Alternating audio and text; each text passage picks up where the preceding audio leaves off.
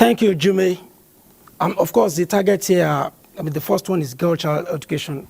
We know that there are so many gaps when we talk about girl-child education in Nigeria. But in the last 1 year, the First Lady and her interventions have been positioned to address these gaps. We can talk about the introduction, or shall we say reintroduction of the alternative high school for girls, by the First Lady to actually encourage, girls who have lost, opportunity to go to school to come back to school with a lot of incentives. So that is on.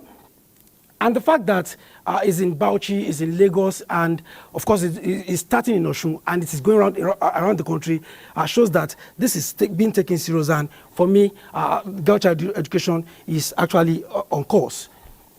Now, going to the second one, which is women empowerment. There are so many things to be said about this. We can start by talking about our intervention with Women Agricultural Support Program, which is providing a lot of incentives for women who are interested in agriculture to go back to farm.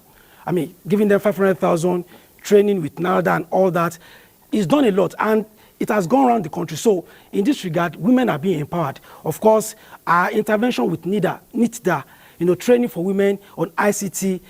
She started with 43, and this will be repeated across the country next year. So we expect that is also on course. More women are being empowered. So for me, women empowerment, is also on course. The last one, social inclusion. There too, we've seen a lot of intervention by the First Lady.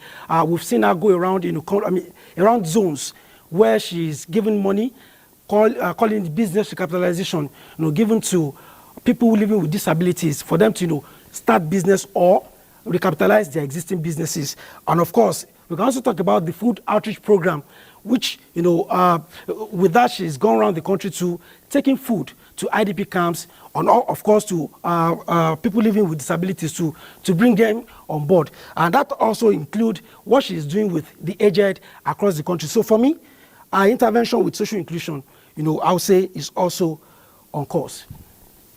That's it, Jimmy.